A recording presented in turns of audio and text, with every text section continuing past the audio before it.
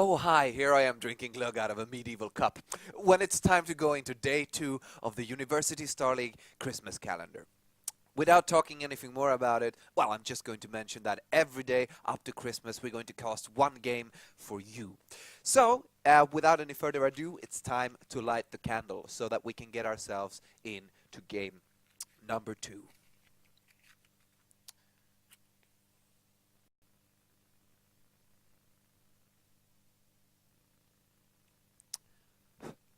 With that, here's game number 2.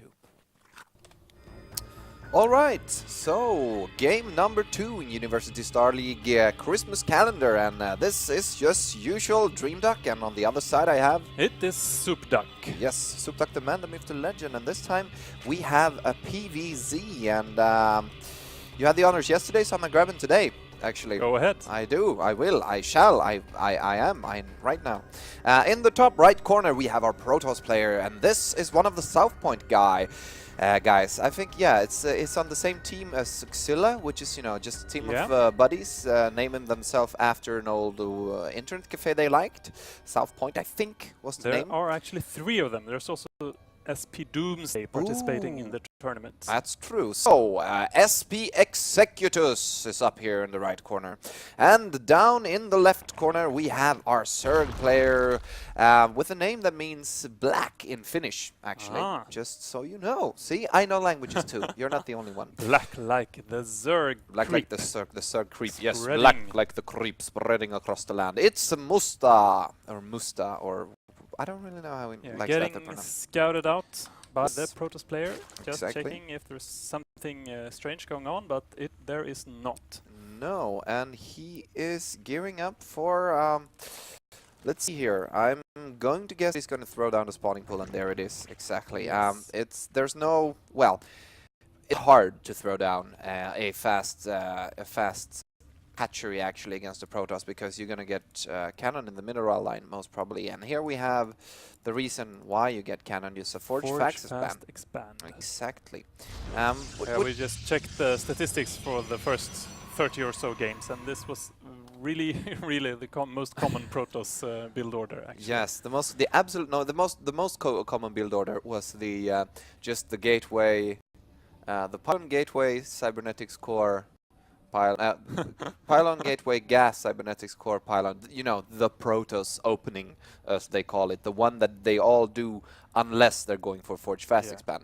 And the second common one was the forge fast expand. And actually no Zerg expansion so far, so... When it gets down to Nexus, yes, I'm sorry for interrupting you there. Actually Protoss expands before the Zerg. Yes. Which is a bit interesting. That's interesting to say the least. 4 Zerglings coming up, and... No. There's proxy hatch. Oh, really? Oh my god, I didn't see that. This is awesome. Wonderful. Let's see again. What level are these players?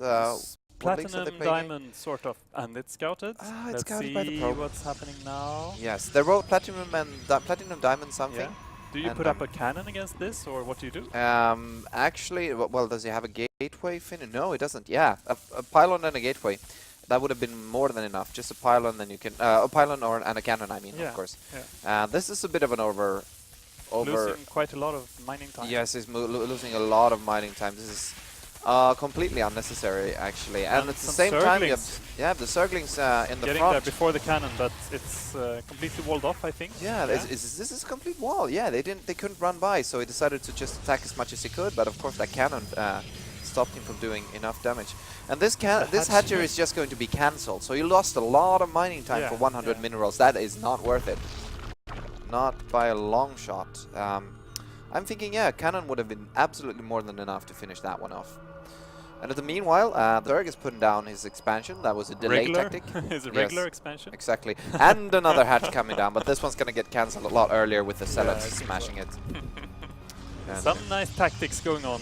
Yeah, this is right fun. Right at the beginning. Yes, it's nice to see some strangeness coming down. Of course, the Zerg player gets beautiful scouting from this as well. Yeah. You can see everything that's going on. Exactly, he knows basically everything what's going on since he has his worker running around that base. And, you know, the point is, well, it was a bit of a gamble putting up that that hatchery. I mean, if it finished, of course, it would have been able to just flood the main with Zerglings before any real actual amounts of units would have come out for Executuz. Yeah. But if it was scouted, then it would have been taken down. But the point is, actually, Executuz did a quite inefficient choice of taking it down. I'm thinking what he should have done was to just build a pylon and then place a cannon right above the... That could be used for defending the normal entrance as well. Yeah. Exactly, could have been used to defend the other buildings as well and taking out that hatchery. But he did not, and he's still hunting that proud double hatch building drone. Yeah, this drone is the hero. Drone. The hero drone. He knows everything that's happening, and if he's still here when that pylon finishes, it's possible for him to scout out all the tech. Well, there's tech going down in the natural now with the robotics, but he sees that one as well. As long as he clicks it, of course. And ooh, is he one hit away from dying now? No, he's two. Yeah. I think that with that region he's two. And we have the third expansion might be mentioned as well. And lair going on. Yes. Is that a quick lair against Protoss, or I don't know really the timings that... No, this... Well, it's not too much of a quick lair actually. It's 740, but here's a some quick drones. This is some quick drones. This is. They really like that. Gas geyser. This is a really bad rally point for Musta. I'm gonna call him Musta. I like that. That's cool. It's a really bad rally point. I'm thinking all hatcheries are rallied over there. Now he found that out and moved those. That was basically the same mining time that Executuz lost in the beginning. True. That is true actually. So I'm thinking what's going on here. Yes, I'm thinking they're somewhat even actually. Kind of back to normal. Yeah, kind of back to normal. And what do we have from the Protoss player? Oh, we have 3 additional gateways coming down, so a total of 6 that would be. And together with the robotics facility, yes, Immortals. Exactly, we're gonna see a push and here. He has no idea what's in the Zerg base, right? No, he doesn't really know much, but he doesn't really have to know much. The point is, he's going for a quite standard, sentry immortal push. So Yeah. Quite standard sentry immortal push, and you know he does have more than enough units to hold any fast aggressions. He could have he could have kept that actually when he was out running with that sentry. It was a bit vulnerable to a baneling blast of sorts, but with just one sentry, is that really enough for these kinds of? Well, things? as soon as he can warp in a few more. Yeah, exactly. As soon as his warping cycle's finished, then we're gonna have a bunch more sentries coming out. Now let's see what Musta is going to do about this. He's picking up the next pylon and probe as well. Ooh, very nicely spotted. He does. Oh, very good. He's just scouting the map to make sure that he gets all of the. He basically knows that this is coming. I think, and definitely now. Yeah.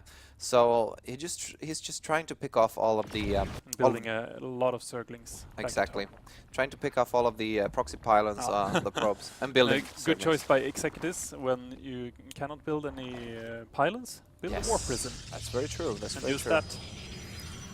And so he might use that to reinforce his army rather than doing fancy drops. Exactly, but the thing is, he can also warp in stuff to the high ground. And we have a lot of Zerglings coming in for this army. I'm thinking they're going to get good enough surround. There's a lot of force fields, but he did not lose very many Zerglings there. So the point is, he did manage to bait out a lot of force fields out of those sentries. So if it gets caught again, it's going to be a bit hard for Executuz.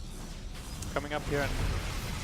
Zerglings roaches in production to defend against this. 11 roaches. So if he's feeling the pressure. Yeah, if he manages to rally those well, then he could be able to do quite a lot of damage here. Gets a nice surround with those Zerglings, and as I stated, there's not too many force fields left here. The roaches doing a lot of damage, but of course the Immortals are just slaughtering them as well. Yes. As soon as they get closer. So actually, seems like this is enough. Actually, there are 15 roaches popping quite soon, but they should not be able to do that much against this. No, and a force field traps all of the drones. Oh, this is really bad. And the Roaches are going to get rallied in there a few at the time, which means that, well, they have not much of a chance against this one. And I'm thinking I'm going to call it for Musta, yeah, and Musta GG's there. So, GG! That's a game for Musta. Do we know which one in the series this one? A classic to Immortal. Yep, Immortal sentry push, and it's so hard to hold, actually. What you wouldn't want to do is basically get up, I think, a bunch of infestors so that you can fungal those sentries, because if you get a nice fungal off on all of the sentries, and you can chain fungal those, and you can just pick them off in, what is it, 2-3 fungals? I'm not quite sure, actually. I want to have Ominous here. He knows these kind of things. He's the man. But that was the first game between these two players. All right, fair enough. And I can tell you in secret that actually Executuz won the second game as well, so he's through to the second round. Well, good luck in the second round, Executuz. I'm thinking with this play, the Immortal Sentry push, you're going to be able to smash out a lot of other Zerg players. Yeah. Yeah. And there are lots of Zerg players in this tournament. There's so many Zerg players in this tournament. You can practicing this build and use it over and over again. Over and over and over again. But that's it for today. Thank you very much, and pop back tomorrow for the next Christmas calendar casting special. I'll call it a special. It's a special. Yeah. Thank Thank you very much. Bye bye. Bye bye.